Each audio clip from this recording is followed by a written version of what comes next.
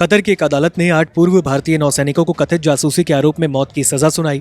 आरोप है कि पूर्व भारतीय नौसैनिकों ने कुछ गुप्त जानकारियों को इजराइल के साथ साझा किया था, लेकिन कतर ने इस मामले को लेकर कोई भी आधिकारिक प्रतिक्रिया नहीं दी। कतर के भारत के साथ अच्छे रिश्ते हैं। कतर और भारत में व्यापार भी काफी ज्यादा है, लेकिन हाल ही की घटना के बाद दोनों देशों में तनाव काफी ज्यादा बढ़ गया। कहा जाता है कि कतर के अमीर शेख तमीम बिन हमद अल थानी पाकिस्तान के करीबी हैं, लेकिन भारत के साथ भी उनके अच्छे रिश्ते हैं। ऐसे में जाने शेख तमीम बिन हमद अल थानी कितने अमीर हैं और उनका देश आतंकवादियों को खैरात क्यों बांटता है। शेख तमीम बिन हमद अल थानी कतर के अमीर हैं जो 2013 से शासन कर रहे हैं। तमीम अमीर हमद बिन खलीफा अल थानी के चौथे बेटे हैं। वो 2003 में उत्तराधिकारी बने जब उनके बड़े भाई शेख जसीम ने सिंहासन पर अपना दावा छोड़ दिया।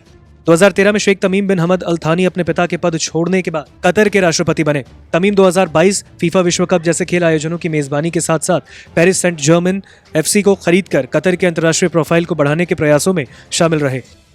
अकेले शेख तमीम की संपत्ति लगभग 1.6 बिलियन पाउंड आकी गई, लेकिन कतर के शाही परिवार की कुल संपत्ति 334 अरब 945 करोड़ 320 हजार डॉलर आकी गई।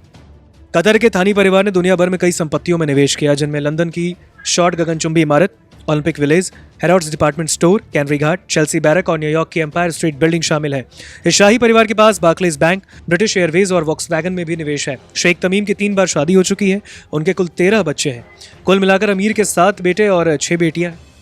Royal Islamic strategic studies centre ने तमीम को 2022 में दुनिया का सबसे प्रभावशाली मुस्लिम माना। 2023 की लिस्ट में तमीम तीसरे नंबर पर रहे। तमीम बिन हमद का जन्म 3 जून 1980 को दोहा, कतर में हुआ। वो शेख हमद बिन खलीफा अल थानी के चौथे बेटे और हमद की दूसरी पत्नी शेखा मोजा बिन नासिर अल मिस्रिद के दूसरे बेटे हैं। तमीम की शिक्षा डॉर्सेट में ग्रेट ब्रिटेन के शेरबॉन्ड स्कूल यानी इंटरनेशनल कॉलेज और हैरो स्कूल में हुई, जहां उन्होंने 1997 में ए लेवल की परीक्षा उत्तीर्ण की। इसके बाद उन्होंने 1998 में स्नातक की उपाधि प्राप्त करते हुए रॉयल मिलिट्री अकादमी सैंडहर्स्ट में दाखिला लिया। सैंडहर्स्ट से ग्रेजुएट होने के बाद शेख तमीम को कतरी सेना में सेकंड लेफ्टिनेंट के रूप में नियुक्त किया गया।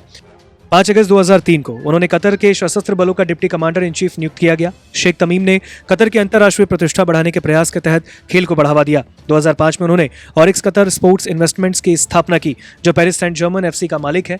2006 में उन्होंने दोहा में 15वें एशियाई खेलों के आयोजन समिति की अध्यक्षता की। उनके नेतृत्व में सभी सदस्य देशों ने इतिहास में पहली बार इस कार्यक्रम में भाग लिया। तमीम राष्ट्रीय ओलंपिक समिति के अध्यक्ष हैं। उन्होंने 2020 ओलंपिक के लिए दोहा की दावेदारी को नेतृत्व किया। कतर ने 2022 फीफा विश्व कप की मेजबानी की। अनुमान है कि कतर ने आयोजन की तैयारी के लिए बुनियादी ढांचे पर लगभग $200 बिलियन खर्च किए। नमस्कार, मैं हूं मानक गुप्ता। अगर आपको हमारा ये वीडियो पसंद आया हो तो इसे लाइक और शेयर जरूर करें, और हाँ, हमें सब्सक्राइब और फॉलो करना ना भूलें ताकि आप देश और दुनिया की कोई खबर मिस ना करें। तो जुड़े रहिए हमारे साथ और देखते रहिए न्यूज़ 24।